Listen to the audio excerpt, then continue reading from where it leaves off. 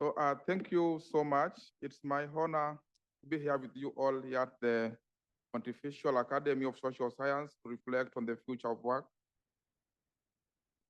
reskilling and continuous education in an age of shaped by artificial intelligence. My name is Mophat Okinyi, and I'm from Nairobi, Kenya, where I lead Tech Worker Community Africa.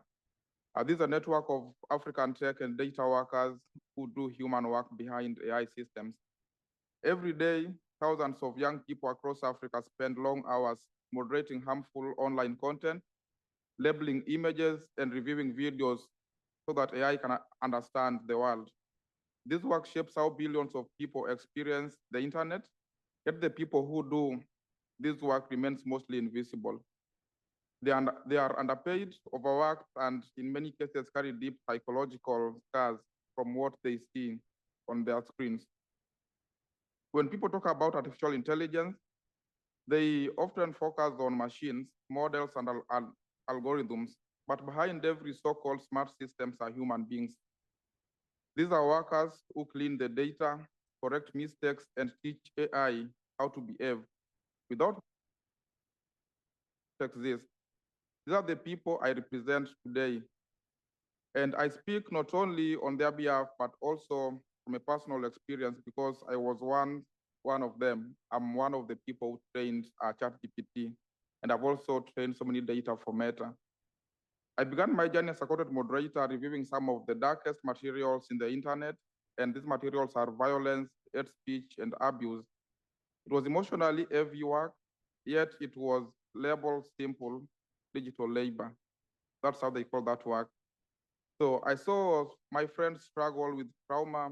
One of my colleagues, who is called Kings Korodi, who is also my co-founder right now at Tech Worker Community Africa, tragically had trauma and PTSD.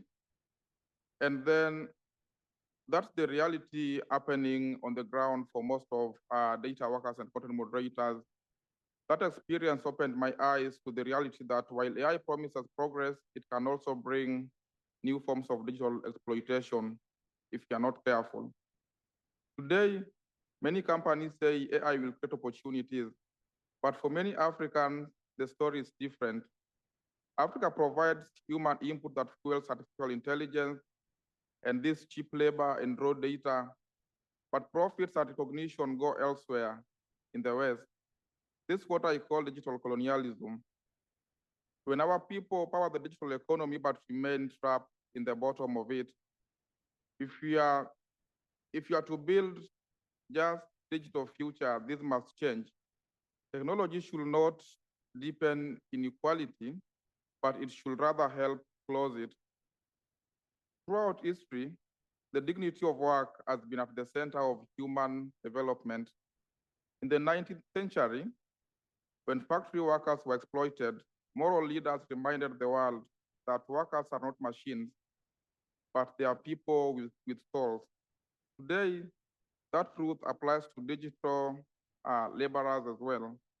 They may not work in factories, but they sit behind screens producing the invisible labor that sustains the digital world.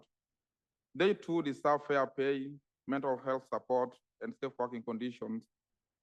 At Tech Worker Community Africa, the company that I founded in last year, January, we train and support digital workers, not only to learn technical skills, but also to understand their value and right in the global AI supply chain.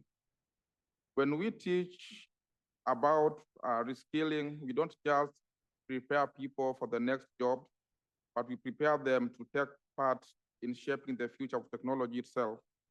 We want them to move from being invisible labor to recognized professionals, from data workers to data leaders. Reskilling, in our view, is not charity. It's justice. It means creating fair pathways for workers in Nairobi, Lagos, Kigali to move up the ladder and to learn, to lead, and to innovate. If artificial intelligence is to serve peace and social justice, then it must start by serving the workers themselves, the very people who empower AI. This means fair pay and decent work for those in the digital economy. It means transparent AI supply chains, so we know who trains our models and under what conditions do they train those models. It means supporting unions and cooperatives so that the digital workers can have a voice and negotiate for better terms. And it means creating policies that put human dignity before profit. I always do say humanity over profit. So this is what we call human-centered artificial intelligence technology, a technology that serves people, not the other way around. Artificial intelligence should be serving humanity and not humanity serving artificial intelligence.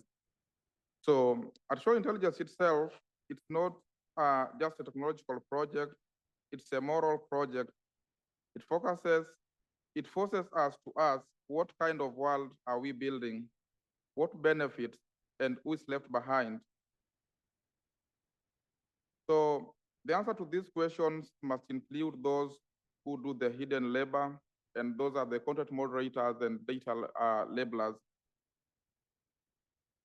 Because peace and justice cannot exist where some people in some parts of the world are ignored the way some of these workers are being ignored in Africa and some parts of the global south.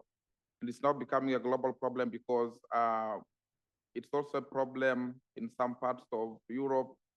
And just a few months ago, my friends at TechPT did some research and they found that the challenges that workers are facing in Africa are the same challenges that workers are facing in the US. So it's becoming more of a global challenge. So to build an integrated society, we must see every digital worker as a person deserving dignity, safety, and opportunity. The future of work is being written now, line by line, data set by data set. We have the power right now to decide whether that future will exploit or empower. If we choose dignity, justice, and compassion, we will not only make artificial intelligence better, we will make humanity stronger. Let's build a digital world that reflects that truth, a world that no worker is invisible, where technology uplifts rather than exploits, and where every person who contributes the progress is seen, valued, and treated with respect. I thank you all.